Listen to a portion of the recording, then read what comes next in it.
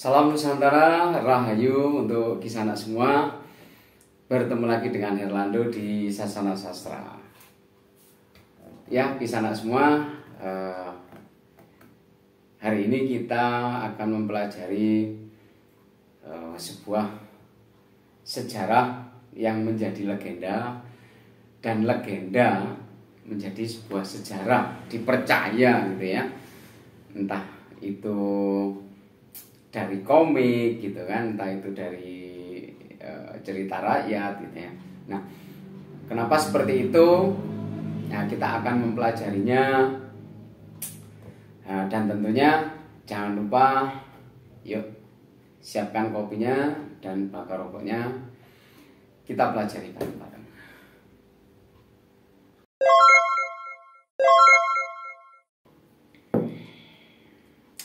Baik, Kisanak semua, tentang sejarah yang jadi legenda ya.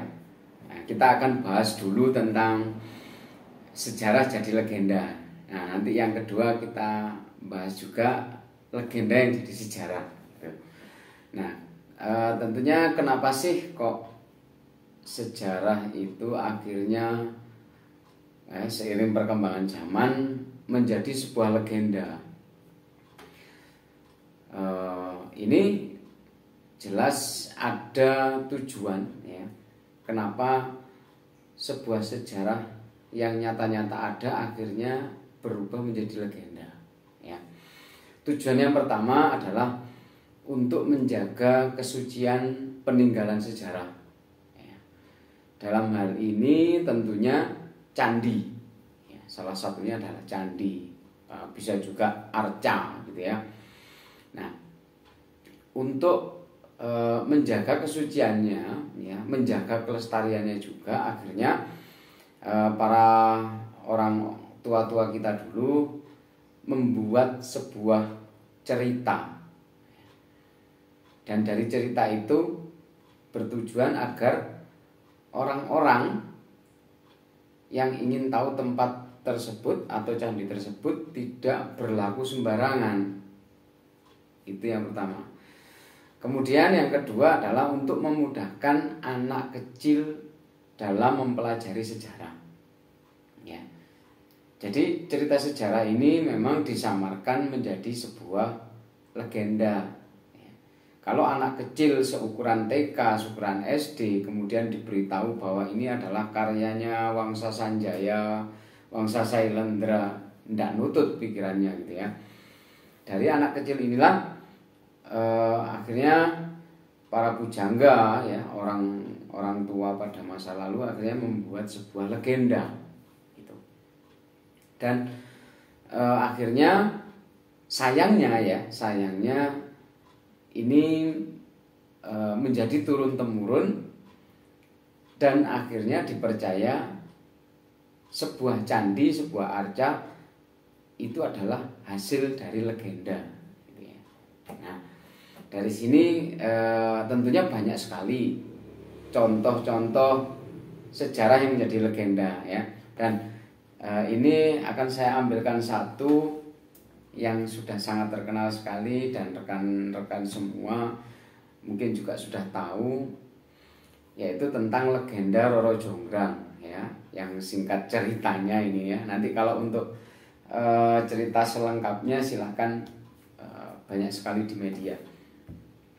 Singkat ceritanya, Roro Jonggrang ketika dia mau diperistri oleh Bandung Bondowoso, dia minta 1000 candi ya. Kemudian juga sumur yang sangat dalam seperti itu. Akhirnya dengan tipu muslihatnya ya, singkat cerita, dalam waktu 1 malam si Bandung Bondowoso ini harus menyelesaikan gitu kan. Nah, akhirnya dengan Bandung Bondowoso ini mengerahkan semua pasukan jinnya gitu ya, untuk membangun 1000 candi. Dan akhirnya nih si Roro Jonggrang bingung gitu loh. Bingung, akhirnya dia membangunkan orang-orang desa sekitar yang pada waktu pagi Akhirnya mereka beraktivitas gitu kan. Dari situlah muncul kemarahan si Bandung Bondowoso sampai akhirnya dia memberikan kutukan kepada Roro Jonggrang dan menjadi sebuah salah satu candi yang ada sekarang gitu. Nah, dari cerita ini ya, dari legenda Roro Jonggrang ini sebenarnya cerita ini menggabungkan dua peradaban besar ya, peradaban Sanjaya dan peradaban Sailendra ya. Candi Sewu, Candi Seribu ini yang diminta itu ya, itu sebenarnya adalah peninggalan wangsa Sailendra yang bercorak Buddha ya. Dan kemudian Candi Prambanan ini adalah peninggalan wangsa Sanjaya yang bercorak Hindu. Dan Candi Prambanan ini induk candinya sangat besar. Dan induk candi yang sangat besar inilah yang disinyalir oleh orang-orang sekarang adalah tempatnya Roro Jonggrang itu di situ gitu kan. Karena kebetulan kalau saya tidak salah jarak antara Prambanan dan Candi Sewu itu kurang lebih 800 meteran ya, jadi tidak ada 1 kilo ya. Semoga aja saya nggak salah. Nah, dari sini kalau kita meneliti lagi ya untuk Kisana semua, jadi Candi Sewu, Candi Prambanan ya, itu bukanlah hasil karya Bandung Bondowoso gitu, tapi adalah hasil karya leluhur kita pada era Sailendra dan Sanjaya gitu. Nah, apakah kita mau gitu loh, leluhur kita diibaratkan leluhur kita itu kayak bersekutu dengan jin gitu ya gitu. Tidak gitu kan. Ini adalah benar-benar produk budaya pada masa kerajaan masa lalu gitu.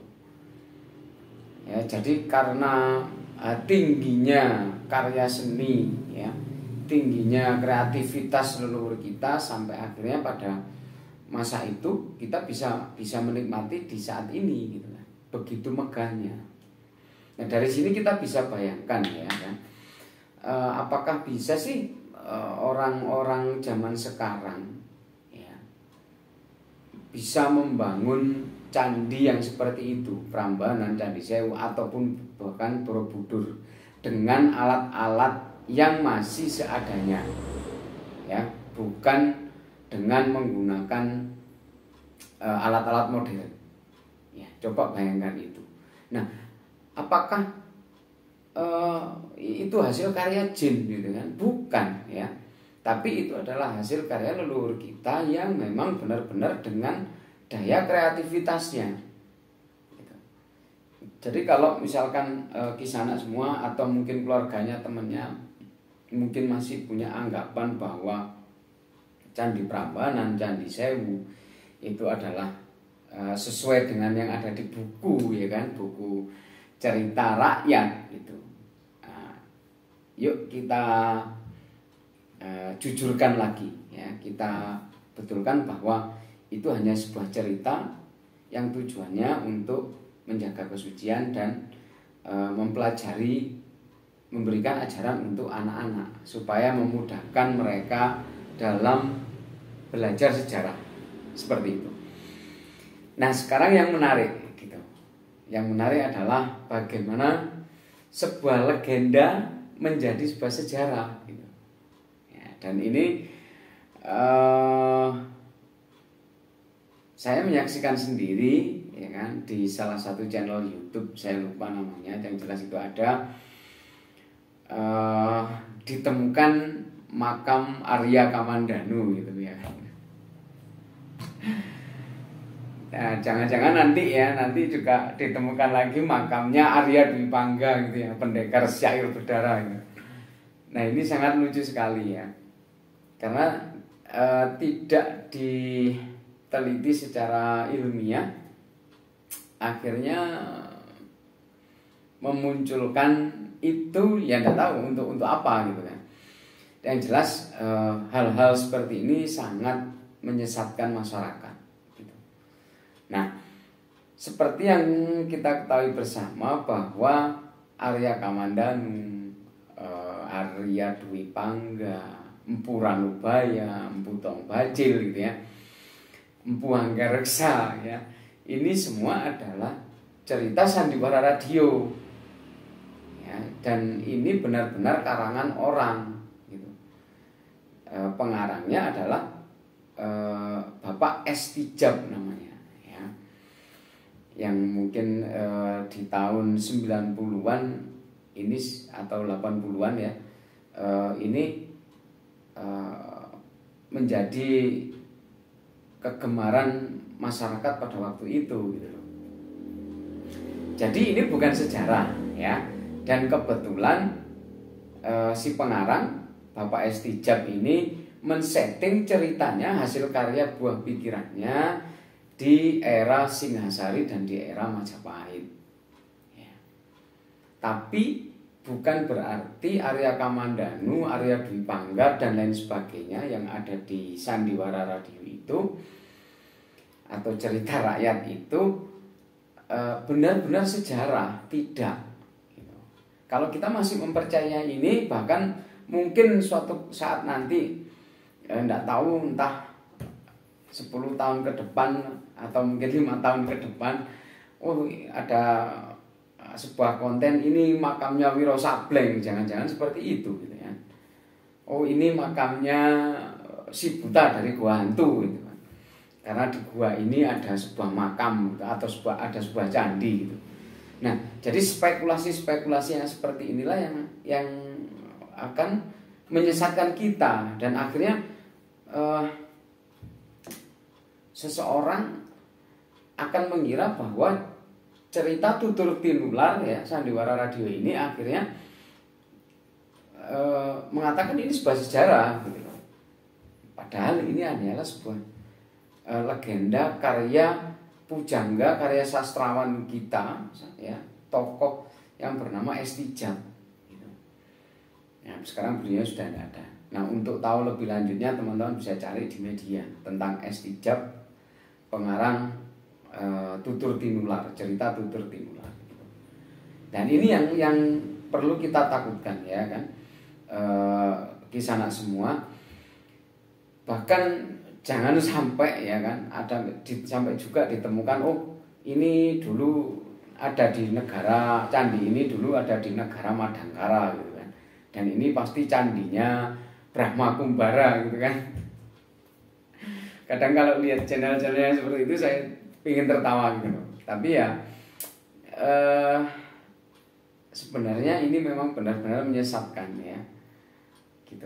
Kalau kita mengetahuinya secara spiritual ya kan, saya yakin sih orang yang buat istilahnya mencari info itu tidak tidak memakai bukti primer sejarah gitu ya. Hanya mendengar dari masyarakat sekitar yang dituakan, kemudian dia melakukan ritual di situ, dapat petunjuk, dapat WC, akhirnya dikarang aja ini punyanya Kamandanu gitu kan. Punyanya ini makamnya Arya Kamandanu, yang ini makamnya Arya Dwi Pangga gitu kan. Ya, jadi seperti itu Kisanak semua. Jangan sampai ya kan kita memberikan sebuah pemahaman pembelajaran yang keliru kepada masyarakat ya, terutama kepada generasi-generasi penerus bangsa gitu. Kalau memang sejarah, ceritakan itu sejarah. Kalau itu sebuah legenda, sebuah hikayat, sebuah cerita rakyat, ya ceritakan seperti itu. Jangan sampai kita menjadi masyarakat yang mundur karena kita hanya mempercayai sesuatu dari buku komik, dari sandiwara radio, kemudian kita mempercayai bahwa tokoh-tokoh itu ada. Sama sekali tidak. Nah, Dari sini kisah anak semua, kurang dan lebihnya, nah kita bisa sharing. Mungkin kisah anak semua punya juga sebuah sejarah, cerita sejarah yang menjadi legenda, bisa share dengan memberikan komen ya. Atau mungkin sebuah legenda yang menjadi sejarah, bisa komen juga, yang ditemukan melalui YouTube, TikTok, atau konten apapun lah ya. Itu. Jadi kita di sini memang benar-benar belajar membedakan mana yang benar-benar sejarah dan legenda.